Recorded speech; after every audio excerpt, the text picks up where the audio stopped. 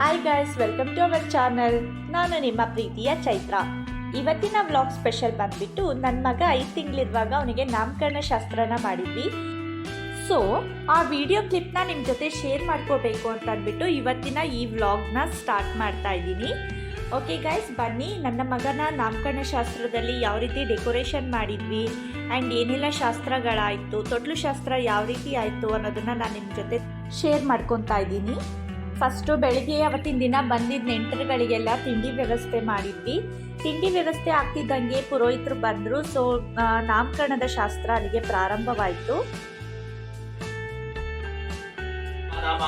ತರಂಗಿಣಿ ಗಂಗೆ ಹಿಮವಿದು ಮುಕ್ತಾಧವಲ ತರಂಗೆ ದೂರಿ ಕುರು ಮಮ ದುಷ್ಕೃತಿ ಪಾರಂ ಕುರು ಕೃಪಯಾ ಭವಸಾಗರ ಪಾರಂ ತವ ಜಲಮಮಲಂ ಏನ ನಿಷೇಧಂ ಪರಮ ಪದಂ ಖಲು ತೇನ ಗೃಹೀತಂ ಮಾತರ್ಗಂಗೆ ತೈಹೋ ಯೋ ಭಕ್ತಃ ಕಿಲ ತಾಂ ದೃಷ್ಟಂ ನ ಯಮಃ ಶಕ್ತಃ ಪತಿತೋದ್ಧಾರಿಣಿ ಜಾಹ್ನವಿ ಗಂಗೆ ಖಂಡಿತ ಗಿರಿವರ ಮಂಡಿತ ಭಂಗೆ ಭೀಷ್ಮ ಜನನಿಧೆ ಮುನಿವರ ಕನ್ನೆ ಪತಿತ ನಿವಾರಿಣಿ ತ್ರಿಭುವನ ಧನ್ಯೆ ಕಲ್ಪಲತಾ ವಿಮಫಲತಾಂ ಲೋಕೆ ಪ್ರಣಮತಿ ಯಸ್ತ್ವಾ ನಾಪತತಿ ಶೋಕೆ ವಾರಾ ವಾರಾ ವಿಹಾರಿಣಿ ಗಂಗೆ ವಿಮುಖ ಹಿವತಿ ಕೃತ ತರಲಾಪಾಂಗೆ ತವ ಜಯಮಾತಃ ಸ್ತೋತ್ರಃ ಸ್ನಾತಃ ಪುನರಪಿ ಜಠರೆ ಸೋಪಿನಃ ಜಾತಃ ನರಕ ನಿವಾರಿಣಿ ಜಾಹ್ನವಿ ಗಂಗೆ ಕಲುಷ ವಿನಾಶಿನಿ ಮಹಿಮಾ ತುಂಗೆ ಪುನರಸತಂಗೆ ಪುಣ್ಯಧರಂಗೆ ಜಯ ಜಯ ಜಾಹ್ನವಿ ಕರುಣಾಭಾಂಗೆ ಇಂದ್ರ ಮಕುಟ ಗೌರಾಯ ಸ್ವೋಷಾಯ ರಾಜಾಃ ಸ್ವೋಷಾಃ ಪ್ರಾಚ್ಯಂ ಭೋಜ್ಯಂ ಸ್ವರಾಜ್ಯಂ ವೈರಾಜ್ಯಂ ಪಾರಮೇಷ್ಟಂ ರಾಜ್ಯಂ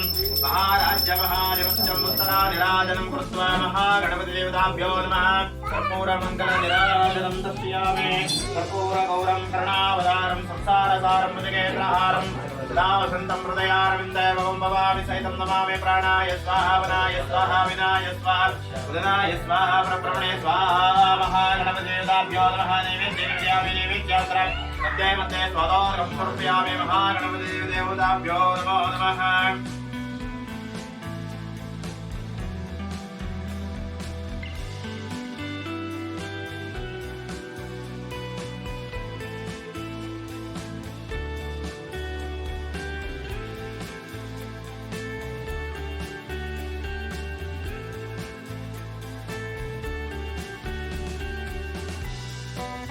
ಇಲ್ಲಿಗೆ ಒಂದು ಹಂತದ ನಾಮಕರಣ ಶಾಸ್ತ್ರ ಕಂಪ್ಲೀಟ್ ಆಯಿತು.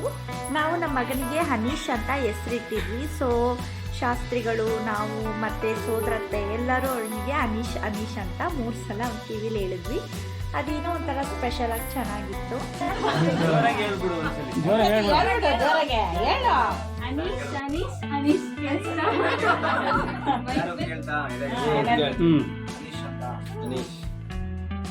ಮನೆ ಒಳಗಡೆ ನಾಮಕರಣ ಶಾಸ್ತ್ರ ಕಂಪ್ಲೀಟ್ ಆದಮೇಲೆ ಮನೆ ಹೊರಗಡೆ ತೊಟ್ಲು ಶಾಸ್ತ್ರಕ್ಕೆ ಡೆಕೋರೇಷನ್ ಮಾಡ್ಕೊಂಡಿದ್ವಿ. ತುಂಬಾ ಸಿಂಪಲ್ ಆದಂತಹ ಡೆಕೋರೇಷನ್ ಇದು, ಆದರೂ ತುಂಬಾ ಚೆನ್ನಾಗಿ ಕಾಣಿಸ್ತಾ ಇತ್ತು.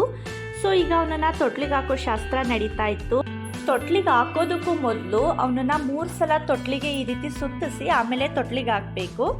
ಈ ಕೆಲಸನ ಸೋದರತೆಯರು ಮಾಡಬೇಕು. ಸೊ ಇವನಿಗೆ 3 ಜನ ಸೋದರತೆಯರು ಇರೋ ಕಾರಣ 3 ಜನರು ಸೇರಿ ಈ ಶಾಸ್ತ್ರನ ಮಾಡ್ತಾ ಇದ್ದಾರೆ.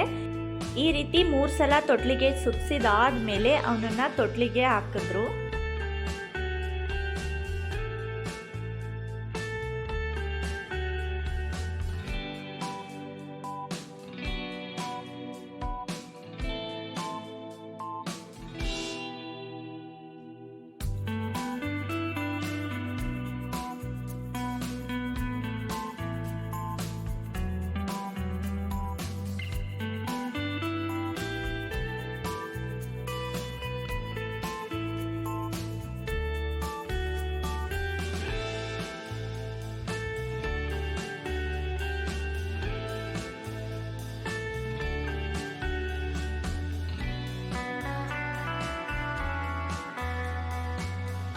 ನನ್ನ ಮಗ ಅಂತೂ ತುಂಬ ಚೆನ್ನಾಗಿ ಎಂಜಾಯ್ ಮಾಡ್ತಿದ್ದ. ನಾವು ಯೋಚನೆ ಮಾಡ್ತಿದ್ವಿ ತುಂಬ ಜನ ಜಾಸ್ತಿ ಆದರೆ ಈ ಫಂಕ್ಷನಲ್ಲಿ ಎಲ್ಲಿ ತುಂಬ ಕಿರಿಕಿರಿ ಮಾಡ್ತಾನೋ ಅಂತ. ಬಟ್ ಅವನು ಆ ರೀತಿ ಏನೂ ಮಾಡಲಿಲ್ಲ, ತುಂಬ ಚೆನ್ನಾಗಿ ಎಂಜಾಯ್ ಮಾಡ್ತಿದ್ದ. ಏನೋ ಒಂಥರ ಹೊಸ ಥರ ಅನ್ನಿಸ್ತಿತ್ತು ಅವನಿಗೆ.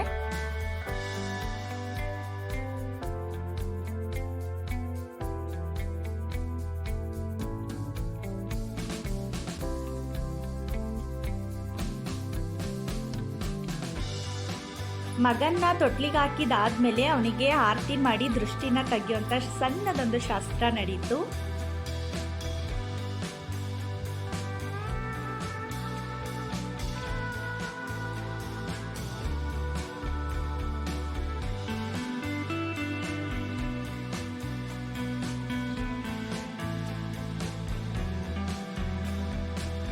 ನಾಮಕರಣದ ಶಾಸ್ತ್ರ, ತೊಟ್ಲು ಶಾಸ್ತ್ರ ಎಲ್ಲ ಕಂಪ್ಲೀಟ್ ಆದಮೇಲೆ ಒಂದು ಚಿಕ್ಕದಾಗಿ ರಿಸೆಪ್ಷನ್ ಥರ ಇಟ್ಟಿದ್ವಿ. ಬಿಕಾಸ್ ಬಂದವರೆಲ್ಲ ಮಗನಿಗೆ ಗಿಫ್ಟ್ ತೊಗೊಂಬಂದಿದ್ರು.